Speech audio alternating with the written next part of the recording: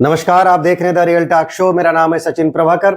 आज के इस वीडियो में बात करेंगे मऊ सदर सीट पर होने जा रहे उपचुनाव की। आपने यह तो सुना होगा कि लोहे को लोहा काटता है, गर्मी को गर्मी काटती है। ठीक उसी तरीके का कुछ संदर्भ आपको देखने को मिलने वाला है मऊ के उपचुनाव में, जहां पर 25 साल पुरानी अदावत आपको एक बार फिर से ताजा होती दिखाई दे रही है।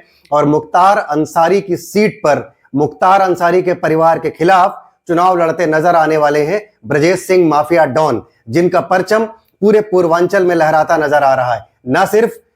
न सिर्फ मऊ, बल्कि मऊ के अलावा आसपास के जनपद गाजीपुर, जौनपुर, अंबेडकर नगर, आजमगढ़ से लेकर बनारस तक, और यही नहीं मुंबई से लेकर के और दाऊद इब्राहिम के साथ तक ब्रजेश सिंह का नाम चर्चाओं में रहा है। और ये वही ब्रजेश सिंह है जिनके साथ मुख्तार अंसारी की बहुत पुरानी अदावत रही है। 50 से अधिक बार दोनों की आपस में गैंगवार हुई है और अब एक बार फिर से मुख्तार अंसारी के खानदान से उनका आमना सामना होने जा रहा है। ऐसी उम्मीद सभी मतदाताओं के मन में निकल करके आ रही है।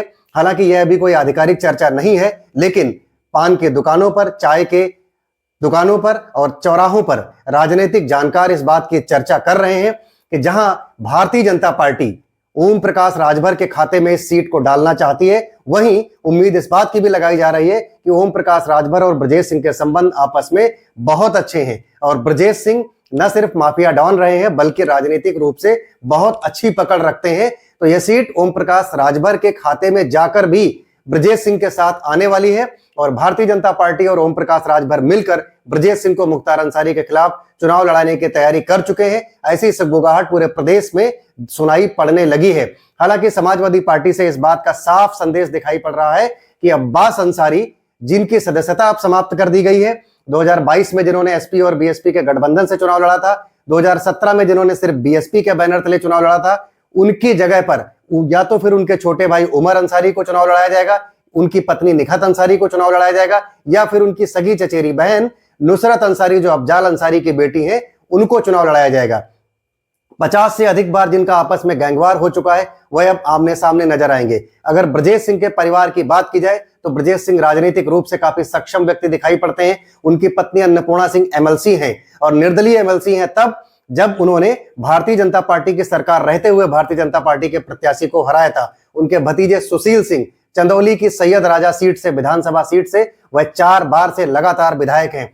और सुशील सिंह के पिताजी चुलबुल सिंह ब्लॉक प्रमुख और जिला पंचायत अध्यक्ष आदि कई बार के कार्यकाल पर सुशोभित रहे हैं। और इसके अलावा अगर बात किया जाए ब्रजेश सिंह की, तो ब्रजेश सिंह का नाम कब चर्चाओं में आया, उसकी भी एक छोटी सी वानगी आपको बताता हूं। मूलतः बनारस के रहने वाले एक लड़के का नाम था अरुण कुमार सिंह। इस अरुण कुमार सिंह का नाम जब उनके पिता रविंद्रनाथ सिंह ने बीएससी में एडमिशन कराया, लड़का पढ़ने में बहुत अच्छा था, अचानक से क्या होता है कि रविंद्रनाथ सिंह जो स्थानीय नेता थे, किसान थे, उनकी अज्ञात लोगों द्वारा हत्या कर दी जाती है। उनकी हत्या के बाद ये जो लड़का था अरुण कुमार सिंह, इसने अपने पिता की हत्या का बदला लेने के लिए निश्चय कर लिया और पिताजी की शव पर हाथ रखकर कसम खाई कि मैं आपके सारे हत्यारों से बदला लेकर ही रहूंगा।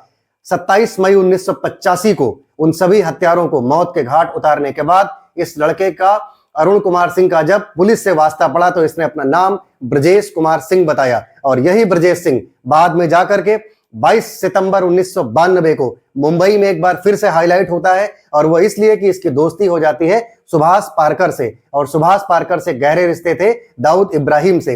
क्योंकि सुभाष पारकर से रिश्ता हुआ तो ब्रजेश सिंह की भी नजदीकियां बढ़ी दाऊद इब्राहिम से। वहीं पर दाऊद इब्राहिम के बहनोई इब्राहिम पारकर की हत्या कर दी गई थी और उनका हत्यारा था शैलेश हल्दांकर। शैलेश हल्दांकर चूंकि उस हत्या के बाद एक बार घायल होता है, बीमार होता है, जो कि मुंबई के जेजे हॉस्पिटल में एडमिट था। मुंबई के जेजे हॉस्पिटल में घुसकर 500 राउंड गोली चलाकर 2 पुलिस वालों समेत इस हत्यारे शैलेश हल्दांकर की हत्या में ब्रजेश सिंह का नाम सामने आया। उसके बाद ब्रजेश सिंह बहुत दिनों तक अंडरग्राउंड रहे। अंडरग्राउंड होने के बाद उनकी मुख्तार अंसारी से अदावत शुरू हुई। पूरे पूर्वांचल के जनपदों पर, बिहार के बॉर्डर्स पर मुख्तार अंसारी से उनकी अदावत होती रही है। मुख्तार अंसारी के खिलाफ कृष्णानंद राय रहते थे। कृष्णानंद राय से ब्रजेश सिंह की नजदीकियां हमेशा से रहती रही हैं। इसी वजह से ब्रजेश सिंह और मुख्तार अंसारी की खानदानी अदावत बहुत पुरानी रही है। और एक बार फिर से इस राजनीतिक चुनाव के आसरे दोनों आमने सामने होने वाले हैं। हालांकि मुख्तार अंसारी अब इस दुनिया में नहीं है, उनका बांदा की जेल में डेथ हो गई थी उनकी, अब उनके बेटे विधायक हैं, उनकी जगह पर अब कौन चुनाव लड़ता है उनके खानदान से, अब देखने वाली बात होगी। लेकिन अगर एक आंकड़े वाइज सिलसिलेवार तरीके से गौर तलब किया जाए मऊ की सदर विधानसभा सीट पर, तो वहां पर 2.25 लाख मुस्लिम मतदाता हैं, दलित मतदाता वहां पर 70,000 है, क्षत्रिय सिर्फ 18,000 मतदाता वहां पर है, यादव 90,000 हैं, ब्राह्मण सिर्फ 6,000 हैं। इसके अलावा राजभर जाति के 45,000 मतदाता हैं, चौहान बिरादरी के 42,000 मतदाता हैं और वैश्य सिर्फ 14,000 मतदाता हैं। तो यानी अगर आप जातीय समीकरण का आंकड़ा देखें तो पूरी तरीके से आंकड़ा समाजवादी पार्टी के पक्ष में जाता दिखाई दे रहा है। लेकिन ब्रजेश सिंह का खौफ और ब्रजेश सिंह की बढ़ती हुई लोकप्रियता क्या इस चुनाव में कुछ नया परिणाम देखने को भारतीय जनता पार्टी को मौका दे सकती है? जहां अब तक कभी भारतीय जनता पार्टी का कमल वहां नहीं लहराया है,